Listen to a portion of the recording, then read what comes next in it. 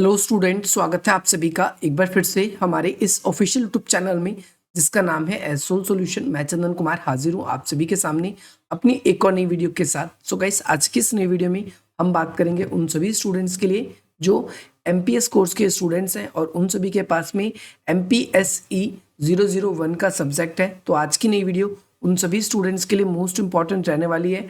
आज की इस वीडियो में हम बात करेंगे जून 2023 के क्वेश्चन पेपर की, जो कि आपके एग्जाम के पॉइंट ऑफ व्यू से बहुत इंपॉर्टेंट है। बहुत सारे बच्चे बार बार कमेंट करके हमसे ये पूछ रहे हैं कि सर 2023 के दिसंबर सेशन के एग्जाम्स की तैयारी करा दीजिए। तो आप सभी की जिन बच्चों की डिमांड्स थी उन सभी की डिमांड्स पर ये पहली वीडियो मेरी आप सभी के लिए आ चुकी है। और इसमें पहले मैं आप लोगों को पेपर का एक पैटर्न दिखाऊंगा कि पेपर कैसा आता है। जिन बच्चों ने अभी तक चैनल को सब्सक्राइब नहीं किया तो सब्सक्राइब कर लेना, क्योंकि अगला नोटिफिकेशन आपको तभी मिलेगा जब आप इसे सब्सक्राइब करोगे।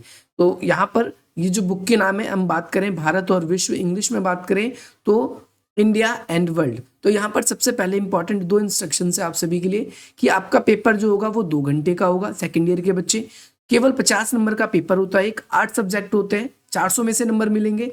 8 सब्जेक्ट अगर 50-50 नंबर के हैं तो 8 पंचे 40, 400 नंबर टोटल बन जाएगा। दूसरी चीज, एक इंपॉर्टेंट बात आप लोगों के लिए ये है कि बहुत बार आपका जो पेपर होता है उसमें हिंदी में बहुत सारी मिस्टेक्स आती है। तो आप कोशिश करना कि इंग्लिश में भी क्वेश्चन को जरूर पढ़ लेना, क्योंकि क्वेश्चन में कई बारी कमियां भी होती है। और बाकी आप लोग फर्स्ट ईयर में पेपर दिया है, जैसा कि इसमें लिखा है कि आप लोगों के लिए 2 भाग हैं और कम से कम आपको क्या करना है, हर भाग से 2 क्वेश्चन करना कंपलसरी है। और जो 5वां क्वेश्चन होगा, जैसे 10 क्वेश्चन है आप सभी के सामने, अगर हम बात करते हैं टोटल नंबर के क्वेश्चन की, तो टोटल अगर 10 क्वेश्चन है आपके सामने तो हर भाग से 2 क्वेश्चन करना कंपलसरी है। और जो आपका लास्ट 5वां क्वेश्चन होगा वो आप किसी भी जगह से आप इसमें क्या कर सकते हो, कर सकते हो। तो यहाँ पर फर्स्ट क्वेश्चन आपकी स्क्रीन पर आ चुका है। टाइम मैनेजमेंट ध्यान रखें, केवल 2 घंटे का ही पेपर है, बहुत बच्चों का पेपर इसलिए छूट जाता है। यहाँ पर पहला क्वेश्चन आपकी स्क्रीन पर आ चुका है। यहाँ पर आपसे पूछा गया है कि भारत की विदेश नीति के निर्धारण तत्वों की व्याख्या करनी है आपको। तो भारत की विदेश नीति के निर्धारण तत्व में 2 तरह की व्याख्या है। एक तो राष्ट्रीय कारण है, एक राष्ट्रीय कारण है, और एक आप सभी के अंतर्राष्ट्रीय कारण है, जिसे हम बाह्य तत्व भी या अंतर्राष्ट्रीय कारण भी कहते हैं। तो हम सभी को इन दोनों के दोनों कारणों की व्याख्या करनी है इसके अंदर बिल्कुल डिटेल से। और मैंने ये डिटेल वीडियो आप लोगों के लिए ऑलरेडी बना रखी है। मैं आप लोगों के लिए काम करूंगा MPSE 001 की जो पूरी की पूरी प्लेलिस्ट है, आप आई बटन पे क्लिक करके देख सकते हो, या फिर आपके लिए डिस्क्रिप्शन बॉक्स में एक लिंक दे दिया जाएगा, वहां से भी आप इसको पूरा एक्सेस कर पाओगे। तो यहाँ पर विदेश नीति क्या होती है इसको भी एक्सप्लेन कर रखा है, और विदेश नीति को निर्धारण करने वाले क्या क्या तत्व है ये भी हमने आप लोगों के लिए एक्सप्लेन कर रखा है। सेकेंड क्वेश्चन आपकी स्क्रीन पर आ चुका है। क्वेश्चन नंबर 2 में आपसे पूछा गया है कि भारत की विदेश नीति में जटिल अन्योन जो है परिप्रेक्ष्यों, अन्योन परिप्रेक्ष्यों की व्याख्या करनी है। अब यहाँ पर देखो क्वेश्चन में, अब बच्चा सोचेगा कि क्या है ये, तो आपको कुछ नहीं करना, आपको फट से क्वेश्चन में जहां भी दिक्कत लगे आप सीधा इंग्लिश पे आइए। यहाँ पर देखो आपसे पूछ रहा है कॉम्प्लेक्स आपका इंटरडिपेंडेंस। इसके प्रोस्पेक्टिव में आपको बताना है कि हमारे देश की जो फॉरेन पॉलिसी है वो किस तरीके से डिपेंडिंग है। अगर हम देखें तो भारत की जो फॉरेन पॉलिसी है वो काफी हद तक डिपेंडेबल दिखती है। हम काफी हद तक पहले अपनी फॉरेन पॉलिसी के अंदर USSR के ऊपर काफी ज्यादा डिपेंड थे। आज के ज़माने में अगर हम देखें USA के साथ भी हमारे कितने ज़्यादा रिलेशन बन चुके हैं। तो हमारी इकोनॉमी या हमारी फॉरेन पॉलिसी इनके एक्शंस पे भी डिपेंड करती है। इसके अलावा विश्व में जो विभिन्न घटनाएं घटती है उन पे भी डिपेंड करती है। तो फर्स्ट क्वेश्चन मैं आपको बता दूं, ये क्वेश्चन इंपॉर्टेंट है आपके इस सब्जेक्ट में। आपको मिनिमम 2 क्वेश्चन और मैक्सिमम 3 क्वेश्चन केवल विदेश नीति वाले कॉन्सेप्ट से आपको देखने को मिलने वाले हैं। तो आपको सबसे पहले यही काम करना है कि फॉरेन पॉलिसी वाला जो कॉन्सेप्ट है इसको आपको अच्छी तरीके से क्या करना है, करके जाना है। थर्ड क्वेश्चन आपकी स्क्रीन पर है। इसमें आपसे पूछा गया है कि भारत की विदेश नीति, जो थर्ड क्वेश्चन है इसके अंदर आपसे पूछा गया है कि भारत और चीन की जो सीमा विवाद है, कौन कौन से विवाद है, 2 विवाद है, एक क्षेत्रीय विवाद है और एक सीमा विवाद है। तो इसके अंदर हमको बेसिकली क्या करना है, भारत और चीन के बीच में जो सीमा विवाद है इसकी चर्चा करनी है। इसके बारे में बिल्कुल डिटेल से हमें बताना है। तो भारत और चीन के संबंध जो है हमने ये संबंध पढ़ रखे, और उस संबंध में मैंने आप लोगों को ये पढ़ाया है कि भारत और चीन के बीच में सीमा विवाद कौन सा है। तो आप सभी को पता है क्षेत्रीय विवाद में अरुणाचल प्रदेश का हिस्सा आता है, और सीमा विवाद के अंदर क्या आता है आप सभी का, जो हमारा ऑक्साई चीन वाला प्रदेश है उस प्रदेश पे चीन ने कब्जा कर रखा है, जिस वजह से हमारा चीन से सीमा विवाद चलता रहता है। एक्चुअली आप सभी को पता है मैकमोहन नाम की जो रेखा हैगी वो हमारी भारत और चीन की बॉर्डर की है, और चाइना उसको डायरेक्टली मारने से मना करता है, कहता है कि हम किसी भारत के साथ हमारा किसी भी सीमा को लेकर कोई समझौता नहीं हुआ, तो हम किसी भी सीमा को या किसी भी समझौते, ऐसे समझौते ना होने की वजह से हम किसी भी सीमा को नहीं मानते। इस वजह से हम दोनों देशों के बीच में बॉर्डर को लेकर डिस्प्यूट होता है। देखो मैंने कहा था अभी भारत की फॉरेन पॉलिसी से लेकर 3 क्वेश्चन बनते हैं। देखो तीसरा क्वेश्चन ये है, 2 क्वेश्चन आप पहले ही देख चुके हो, पहले स्टार्टिंग में ही देख चुके हो। फॉरेन पॉलिसी के पहला क्वेश्चन ये था, दूसरा क्वेश्चन और ये चौथा क्वेश्चन, आप चौथा क्वेश्चन भी देख चुके हो भारत और चीन की फॉरेन पॉलिसी को लेकर। तो फॉरेन पॉलिसी से रिलेटेड आपको जितनी भी वीडियोस आप सभी को देखने को मिले हमारी चैनल पे, आप उसको जरूर विजिट करिए। भारत की विदेश नीति के निर्धारण में राजीव गांधी की क्या भूमिका है, मैंने आप लोगों के लिए प्रधानमंत्री पंडित जवाहरलाल नेहरू, इसके बाद में पंडित जवाहरलाल नेहरू के बाद में लाल बहादुर शास्त्री, राजीव गांधी और एनडीए की गवर्नमेंट के भी मैंने आप लोगों को सारे बता रखे हैं। तो अगर आप लोगों ने वो वीडियो नहीं देखी है तो आप उन वीडियोस को जरूर चेकआउट कीजिए। अगला क्वेश्चन है, क्वेश्चन नंबर 5 है, इसमें आपको यूरोपियन यूनियन के साथ भारत के संबंध बताइए। ये इंपॉर्टेंट क्वेश्चन है। किसी एक न एक प्रधानमंत्री के टाइम की भारत की फॉरेन पॉलिसी 100% पूछी जाएगी। आप लोग ये वीडियो पक्का करके जाना, ये वाली वीडियो आप लोगों के लिए इंपॉर्टेंट है। ये भी क्वेश्चन इंपॉर्टेंट है, फर्स्ट क्वेश्चन इंपॉर्टेंट था।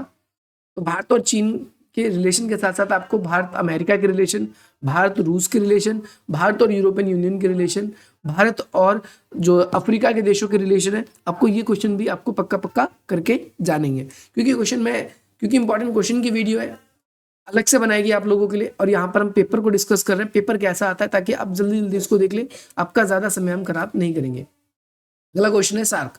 सार्क का मतलब किससे होता है? तो सार्क का मतलब होता है दक्षिण एशिया। आप सभी को पता है सार्क का मतलब क्या है? दक्षिण एशिया है। सार्क का मतलब क्या है? दक्षिण एशिया है। तो यहाँ पर सार्क मतलब दक्षिण एशिया के देशों की बात हो रही है। यहाँ पर दक्षिण एशिया, ध्यान रखना आप सभी को। इसके गठन के लिए कौन कौन से कारण जिम्मेदार हैं? तो सार्क को लेकर भी मैंने एक वीडियो बना रखी है, अगर आप लोगों ने नहीं देखा है तो आप लोग देख सकते हैं। तो कोई भी संगठन है उसके लिए बनने के लिए कुछ नॉर्मल फैक्टर्स होते हैं, जैसे वहाँ के देश आर्थिक सहयोग बढ़ाना चाहते हैं, वहाँ के देश आपसी सुरक्षा की कॉमन पॉलिसी बनाना चाहते हैं, यानी सुरक्षा की साझा नीति बनाना चाहते हैं, आर्थिक विकास के कारण हो सकते हैं, अपने विवादों को सुलझाने के लिए हो सकता है, और साथ ही साथ में हम देखते हैं विवादों के सुलझाने के साथ में एक दूसरे के विकास के अलावा अन्य क्षेत्रों में भी सहयोग कर सकते हैं, राजनीतिक संबंध बढ़ाने के लिए भी बात कर सकते हैं। तो ये सारे कुछ पॉइंट्स आप इसके अंदर डाल सकते हो। नेक्स्ट है एक लुक ईस्ट पॉलिसी है, जिसे हम लुक ईस्ट नीति कहते हैं, या फिर हिंदी में कहें पूर्व की ओर चलो नीति। दूसरा क्वेश्चन आप सभी की स्क्रीन पर ये आ सकता है, आपके पेपर में भी आ सकता है, एक्ट ईस्ट पॉलिसी, इसके बारे में भी आपसे पूछा जा सकता है।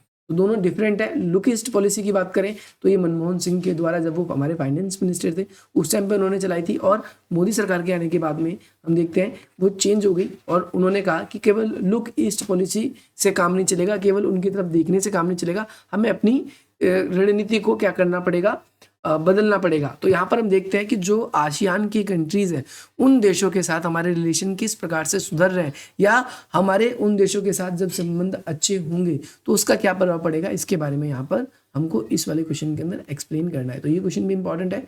अगला क्वेश्चन है इराक संकट। आप सभी को पता है इराक पर बार बार अमेरिका ने अटैक किया है, और पूरा विश्व जानता है इस बात को लेकर कि उसके तेल संसाधनों पर अमेरिका की नज़र है, इस वजह से इराक पर बार बार अमेरिका के द्वारा अटैक किया जाता है। तो भारत की इस पे क्या प्रतिक्रिया है? भारत को इसके बारे में रुख करना है। तो भारत ने अंतर्राष्ट्रीय आतंकवाद को बहुत ही ज़्यादा, या फिर हथियारों की होड़ को कहा है कि ये हमारे देश के लिए बिल्कुल ठीक नहीं है। और यहाँ पर हम ये देखते हैं कि भारत के अंदर हम यहाँ पर क्या देखते हैं, हम ये देखते हैं कि भाई भारत के अंदर इसका प्रभाव ज़्यादा इसलिए नहीं रहा इस हमले का, क्योंकि भारत जानता है कि या तो यूएसए या यूएसएसआर दोनों के दोनों महाशक्ति एक समय पर थे, और दोनों के दोनों जब से, क्योंकि आपको पता है पहला हमला जो है इराक के ऊपर अगस्त 1990 में हुआ था, तब उस समय यूएसएसआर भी था, और यूएसए ने बेसिकली इसलिए हमला किया था ताकि इसके संसाधनों पर वो हड़प कर सके। तो भारत ने उस समय अधिक प्रतिक्रिया नहीं दिखाई थी, भारत ने इसकी इतनी अधिक आलोचना भी नहीं करी थी। हम यहाँ पर ये कहेंगे। यह इंपॉर्टेंट क्वेश्चन है अगला वाला, ये पेपर में पूछा जाता है।